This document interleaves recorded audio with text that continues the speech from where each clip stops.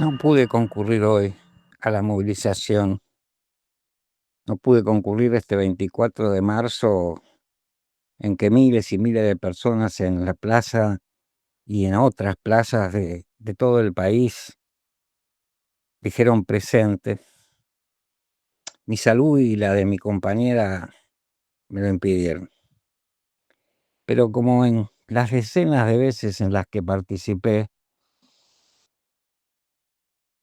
seguí con mucha emoción, porque tengo la convicción de que no se trata solo de la búsqueda de memoria, de verdad, de justicia, que siempre reclamamos, sino en esta ocasión también del rechazo a un gobierno que entrega y hambrea a nuestra gente, que nos entrega y hambrea, encima robándonos o pretendiéndonos robar el estandarte popular de una libertad que nunca, jamás pretendieron.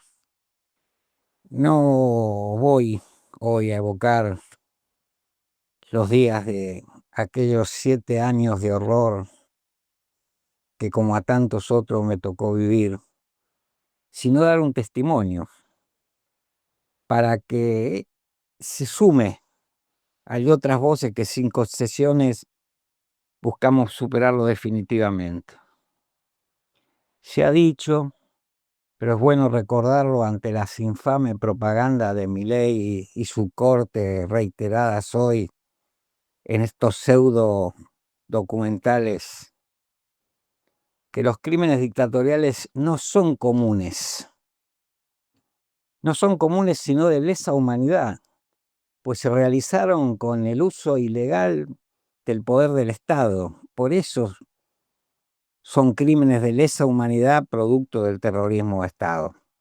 Esta es la diferencia fundamental que intentaron negar y siguen intentando negar no solo los personeros coyunturales, sino todo el bloque dominante. El poder real que tanto en dictadura como en gobiernos elegidos por el voto han movido los hilos en nuestra querida patria. Crímenes que, bien vale también repetirlo, se cometieron y cometen para mantener un sistema de explotación y rapiña que beneficia solamente a unos pocos, en desmedro de las grandes mayorías. Siempre lo han hecho a través de toda nuestra historia y no en cualquier momento, siempre que se ven amenazados en sus privilegios por el aumento y la radicalización de la resistencia popular en medio de su propia incapacidad de encauzar la crisis que ellos mismos generan. Ese fue el objetivo de la dictadura y es hoy el de este gobierno entreguista y represor.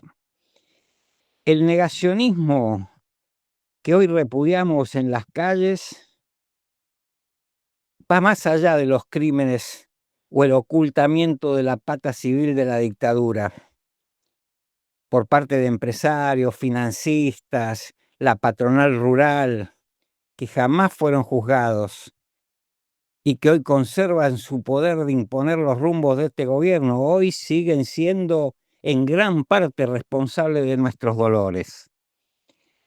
Desde 1983 tuvimos gobiernos serviles de esos intereses como el que hoy sufrimos, pero también hubo otros que intentaron otras cosas, pero que por temor, por vacilaciones, nunca fueron a fondo en los cambios que permitieran desplazarlos. ¿Por qué digo que el negacionismo no se limita a los crímenes de la dictadura y a la responsabilidad civil en ellos? ¿Qué es lo que todavía falta? ¿Qué es lo que algunos niegan, otros ocultan, y lo que muchos ignoran o prefieren no ver? Pues bien, lo que ocultan los herederos de la dictadura y no reconoce la mayoría de la dirigencia tradicional es la persistencia de las resistencias populares a estos planes. Los herederos de la dictadura acusan, como ayer, de subversiva, desestabilizante, toda protesta frente al ajuste. Y encima se indignan cuando, con justa causa, nos defendemos de la violencia represiva. ¿Qué pretenden? ¿Que aceptemos mansamente los golpes, los gases, las balas? ¿Que veamos caer a nuestros compañeros antes por las tropas de las Fuerzas Armadas y la policía, y hoy por las fuerzas de seguridad, que también jugaron un papel en aquellos tiempos? Por su parte, la dirigencia tradicional teme ser desbordada por la movilización popular si les da un pequeño aliento. Jamás se propusieron jugar el rol que deberían jugar, o por lo menos el que debe jugar un partido que se reivindica como popular, o un frente que se reivindica como popular. Ese rol es promover esa movilización, no ignorarla, coordinarla, organizarla y darle un horizonte político. Un horizonte político es marcar el objetivo de cambio de poder. Hoy no asumen el crecimiento de la protesta social como ayer no asumieron la resistencia a la dictadura. La dictadura y sus herederos reducen aquella resistencia a la heroica gesta de las madres, a las que en su momento intentaron ridiculizar con el monte de las locas de Plaza de Mayo. Eso hacían. Y aunque no lo quieran, a ellos les hace el juego los que desconocen algunos hechos heroicos que protagonizaron millones de argentinos, y los desconocen por ignorancia o para ocultar su propia cobardía de no asumir sus responsabilidades en aquellos años. Personalmente admito la cobardía. La admito porque no fueron fáciles aquellos tiempos sangrientos que nos tocó vivir. Pero rechazo abiertamente a los que se paran en un banquito para señalar desde sus presuntas alturas a los que nos jugamos en aquellos años, los que nos quedamos y luchamos como pudimos y hasta donde pudimos. 30.000 de esos luchadores fueron desaparecidos y asesinados. Otros sobrevivimos e intentamos dar testimonio, muchas veces en medio de un silencio atronador del enemigo y, lo que es más doloroso, la indiferencia de algunos compañeros. En mi caso, y perdón que rememore esos años desde mi experiencia personal, formé parte de un conjunto de dirigentes que desde el mismo mes de marzo de 1976 comenzamos a reconstruir las juventudes políticas argentinas en medio del terror. Esa fue la dirección política que impulsó la reconstrucción del arrasado movimiento juvenil, foco principal de la ofensiva criminal de la dictadura. Reconstrucción en el sindical, en el agrario, de los estudiantes secundarios a los universitarios, en barrios, en fábricas, entre los artistas y también entre los deportistas.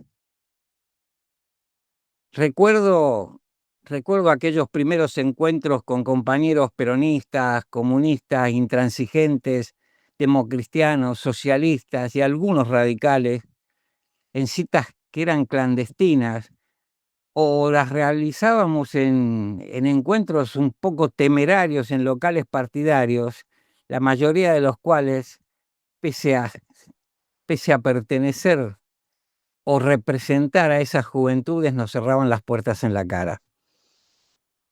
Al mismo tiempo, se puso al frente de la resistencia el movimiento obrero combativo, siempre en oposición al sector colaboracionista del movimiento obrero.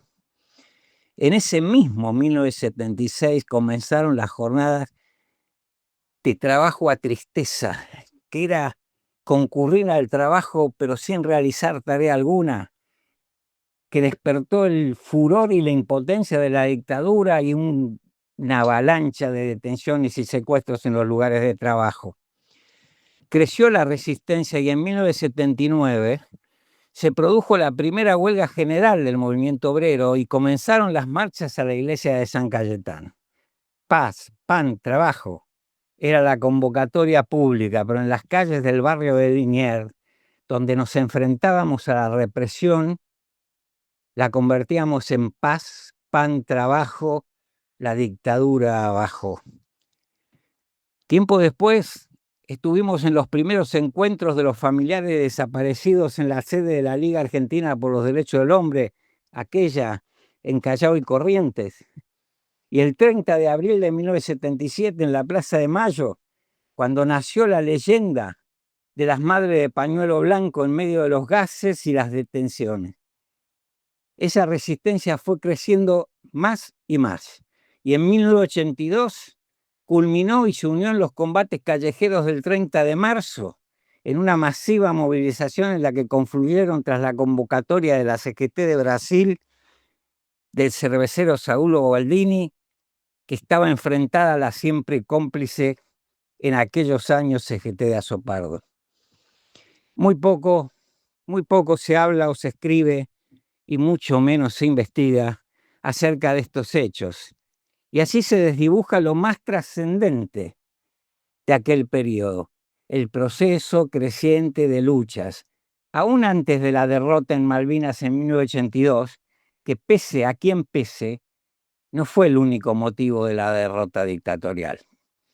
Tampoco, y han pasado 49 años, se dice mucho de la cúpula de la dirigencia tradicional que prestó embajadores e intendentes masivamente y de esa manera blanqueó el horror y contribuyó de manera decisiva en generar y mantener sin dudas, la amplia base social que me animaría a decir mayoritariamente apoyó o cayó frente a la dictadura.